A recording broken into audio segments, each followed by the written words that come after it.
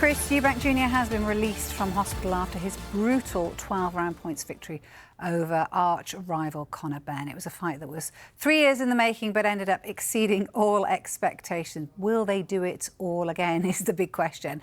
Let's go live to speak to Johnny Nelson, who was, of course, there watching on. Johnny, good to see you. And how good was it to see both the boxers released safe and sound from hospital? Without a doubt, I think that's the first thing you wish for in any fight with any fighter when anybody gets in the ring. But after such a brutal fight as they had, especially with the run up to it with Chris boiling himself down to make the weight, it makes you worry. I'm sure it made others worry a lot more because you thought, why is he going to stay in hospital for so long? But I'm glad he's out. But you know, I bet Conor Benn has found some newfound respect from Chris Jr. because he's thinking, how's this little welterweight done this to me? Hospital. So yeah, there's a lot to the story. Yeah, I mean, it was amazing, wasn't it? Did it exceed your expectations of the fight? And like you say, Conor Benn just came out like a little pocket rocket, didn't he? Yeah, it did. Well, you and I will be old enough to remember their fathers. Thank you. Getting in the mix, so you never thought it'd live up to that kind of ferocity, and that's exactly what it was.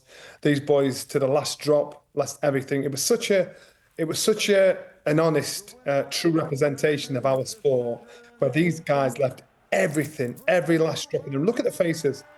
These guys were absolutely. They needed it massively, and. You like both fighters for one reason or another, but you see Chris there on his knees. Chris is a career middleweight stroke super middleweight, but you knew how much that meant to him, his dad there, and it was so emotional. I can remember seeing his old man come out with Chris when he started playing Simple and Best. Lump came in my throat. I'm like, let's get it together, son.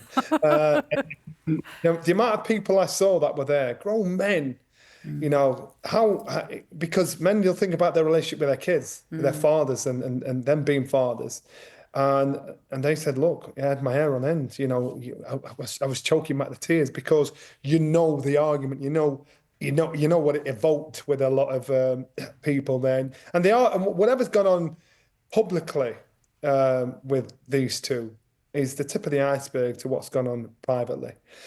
So that alone, I think, was probably the last bit of seasoning Chris Jr. needed to stick it out so tight to the very end of the fight. Look, so you talk about that seasoning. You actually had a lot to do with it. In your newspaper piece this morning, you revealed that you actually spoke to him, didn't you, Eubank Sr, and kind of made sure that he was going to attend that fight. It was some moment. Just tell us what you said to him and what happened. Well, he said he was always coming, so he fooled me in our conversation in the daytime. It was father to father, and the reason why I messaged him the day before when I saw Chris struggling, boiling down to get to the weight. And then as a father, you panic, you worry, you think, my God, what if the worst case scenario happened? And I'd been speaking to Chris over the last 2 or 3 months, and he said, I'm not going. This fight is not happening. I refuse to go. And he went for every reason why he wasn't going to this fight. And he quoted scriptures of the Bible to me. Thank you. He quoted scripture of the Bible to me and everything. And in doing so, dogs, please, in doing so, it was to me, I just said, okay, if you're going to quote scripture from the Bible to me, scriptures of the Bible to me, just remember this. Jesus said, forgive them, Lord, for what they don't know what they'll do. So whatever's gone on, you've got to be able to forgive your son. You know, doesn't mean you might not like what he's doing, but you love your son. Do not regret this. And our conversation must have gone on for about an hour and a half on the phone, back and forth. I'd got to the venue. I'd got to Tottenham by then. I said, Chris, look, I've got to go. People are around. But regardless if that had anything to do with it or not, regardless, as a father, not as a promoter, not as a manager, not as anything else, as a father, it was important that he was there because, God forbid, the worst case scenario happened. He would never, ever forgive himself. And that's what I was trying to get across to him. Hopefully it hit the marker. Hopefully he was hustling his own. He was always coming. But to me, it was a conversation that a father to a father had to understand, and if that wasn't going to prick his conscience, nothing would. I mean, you talk about that father to father, and I think it's, you know, it's really important that people understand what sort of, obviously, the family had gone through. You know, families are incredibly complex. I know you yourself have talked about your family and the complexities with it. I know you talked to him for about an hour and a half as well. Just what was it, do you think, that made him change his mind then? I think just remembering who he was, remembering his relationship with his son, not Chris Jr., not anything else, with his son. There's a clip flying around when he sat there with Lennox Lewis and his son in a room, and you saw a father talking to his son. His son's begging him, "Dad, let me get through." His son's growing up. His son is his father, and Chris, I hope, recognised that, even though he might not agree with a lot of things of how Chris is conducting his career.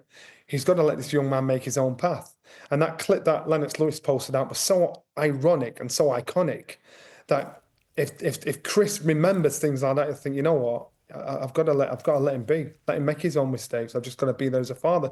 Our conversation was this: Chris, you know what, in 10, 15 years time, this blip right now will mean nothing, and you will regret it for the rest of your life, because we spoke about situations where we've both been in from the past, and I just said it's not worth it. You've got to think outside the box, think like a father. And I just think he remembered he was his father.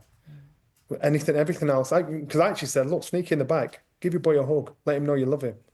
He didn't sneak in the back, he kicked the front doors down to say, yeah, I'm here, I'm with him. It was like a scene from a Rocky movie, and where Chris and his son got out of the car, and Conor and his dad were looking up at the screen thinking, oh no, it's the last thing we need. And it was just like, the arena went mad, and the cheers from the crowd. And honestly, it was such a great theatrical experience. But let me tell people that aren't really into boxing, every ounce of this was real. It wasn't theatre. It wasn't set up. It wasn't planned. Every ounce of this was real emotion. And this is the kind of stuff that makes our sport so special, so inspiring, because you saw real life playing out in real time. And right there, to me, it said it all. And it was just something very, very special. And we are fortunate enough to remember the dramas of many, many fights. And this wasn't just about what happened in the ring. That was the icing on the cake. This was about what happened before, during, and after. And so, to me, it meant so much. Yeah, I mean, it was the moment you saw him in the car and come out of the car, I have to say, I literally went, oh! I think everyone would have done that across the nation that knows the story and the history as well. You mentioned that video with Lennox Lewis. We're going to just watch it now, because for those that haven't seen it, it is that fascinating insight to that father-son relationship. Let's just have a watch of it now. I often tell Christopher that boxing is a business that you never see middle class or upper class youngsters become champion, because you need hunger. You need to be hungry. And the fact that you've kind of been brought up within these four walls here and you've been protected, I don't think you're going to be hard enough. I just want to try it. I just want to see what it's about. If my dad can do it, why can't I do it? I don't want to fight. Everyone gets hurt. Everyone gets disfigured. Everybody gets used. What you're saying is irrelevant at this time. When I have kids, for my son or daughter to be in a car crash. So, what do? I say I'm not buying you a car and you can't drive. Is that the right thing to do? No. Okay. Go. That's good. It's a really okay. I'll let you try. All you've got to do is tell me the word. If you tell me, I'll help you. Okay? Dad, I've already said yes. Stop saying you say yes or no. I want to do it. You want? Just put it this way. Now there's one to watch. You'll be one to watch. But I so hope it's not in boxing. Well, it was in boxing. It's just magical, isn't it? I love the whole thing. You know, it just takes us back to the whole, you know, father-son relationship. And Lennox Lewis said, who'd have thought that conversation would lead to a night like last night? Congrats, Chris Eubank Sr, on proving your old man wrong.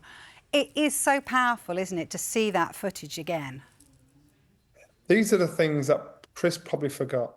And it's something like that, that conversation right there, a real conversation to say, you know what? And because Chris is measuring his son by himself, and I get it. He's just, as a father, you've got to learn to let go. And it's not, my girls ride horses, and I'm scared every time they get on it because I think they're going to fall off. It's one of those things. But you know what? Chris is actually a very deep guy, and he knows when people mock him. He knows when people, they laugh at his list. He knows when people look at him differently. He said, look, I'm an honourable guy. You know, things have to be right, and I'll stand by that. And if I'm stood on my own, I will stand on my own. And so he looked at this situation that he thought was unfair, he thought was dangerous, and he fought tooth and nail to say, no, this is wrong. But then the human aspect kicked in, and when that human aspect kicked in, that's a human instinct. No matter what, he's still a father. I completely agree with everything he said in regards to the run up to the fight, but then afterwards he learnt a lesson, because he was stood there like a proud father in the ring. Yeah. Watching how both and Chris boxed, and you saw him and Nigel with their chest up high, their head held high, to say, "There are boys that they represent us." And even Conor, I remember when Nigel Benn boxed Michael Watson. I was on the undercard when Nigel Benn lost to Michael Watson. I think it was 5th or 6th round. And Nigel, everybody thought that was his career over. Nigel went away, went to America, came back a world champion. You look at Nigel's face after Conor lost. He was upset for him, but he smiled because he knew this was the beginning of the next chapter of his life. So don't write Conor off, because if I'm honest with you, I think if they fight again, I think Conor wins. So do not write Conor off. It was an amazing fight, an amazing spectacle, an amazing story, an amazing lesson to be told to parents with their children, to fathers with their sons. And to me, I just thought it ticked every single box. And I don't think we'll be able to experience something like that ever again. But then I said that 35 years ago. Look, the other moment for me, actually, was the Conor and Nigel moment. That hold, that embrace that went on forever, that actually was just beautiful to watch, of those two embracing, you know, that one. I think that just sums it up. Boy. Vic, he was a little boy. He turned it back into that little boy. And these two were oblivious of 67,000 people there. He turned back into that little boy saying, "Dad, give us a hug." That's what I'm talking about. And Nigel and Conor, they both wear their hearts on their sleeve. And that's why the fans, they like him, they can relate to them. Because Conor's raw, is real, that's it. I said earlier, you had two boys born into wealth that fought like they were born into poverty. That's very special. Not many people can do that, because these guys fought like it was they needed it. Their life depended on it. That shows something that's you know, they're born with it. It's in their blood, and the passion they showed through the fight, and that picture afterwards. You know, I'm quite sure Chris Jr. did that as well. Nigel and his son did that as well, and it was just lovely how things played out. Yeah, it felt raw, didn't it? I think that was the thing. I guess my question is, do we need to see it again? Should we see it again? I mean, no doubt it would be a great fight, and you're already tipping Conor to win it if they do go toe-to-toe again. But should we see it again? We'll see it again. There's far too much pride. You are dealing with two different beasts here. There's far too much pride at stake. Those boys didn't hug and shake hands and say niceties about each other. There's still that fire burning. I hear they're talking injury-free. They're talking September again at Tottenham, so I gather. But will we see it again? Yes. Will it be as big again? Even bigger. Will the fight be the same? Once Britain, twice shy, so they know what to expect with the other. I think the result will be different, but I do believe we'll see it again. Okay. Look, before you go, I've got to talk to you about Alexander Usyk and Daniel Dubois. Of course, they met today, and Dubois gave him a little bit of a shove, so they've spiced this up nicely. It's the second time, of course, these two are going to meet. Do you give Dubois a better chance this time around?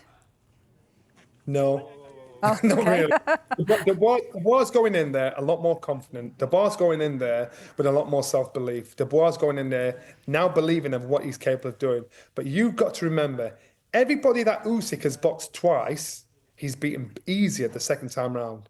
AJ, Fury, he's beaten easy. Even though the fight might have been harder, he's been easy. And once he's downloaded that blueprint, I actually think Usyk, and I'm going to come across wrong, I think Usyk could probably stop Daniel. And because Usyk now has got him down to a T, he understands him. And even though I think that the shot that Daniel put Usyk down with was legit, I think now Usyk knows what to expect with Daniel. He knows how to deal with him. He knows what level to step. He's got a very good boxing IQ, and he showed he's a lot smarter than all the fighters that he's been up against. Because it's not just about size. It's not just about power. It's about smarts. And Alexander Usyk keeps proving that over and over and over again. Look what he did to Tyson Fury. Look what he did to Anthony Joshua. You know, totally outboxed them, outfoxed them, outmoved them, outthought them. So I expect him to do that and even better against Daniel. Okay. Great fight. Always lovely to talk to you, and well done again for playing your part in getting Chris Eubank Jr. That was epic. Thank you. All right. See you later. Thank you. Bye.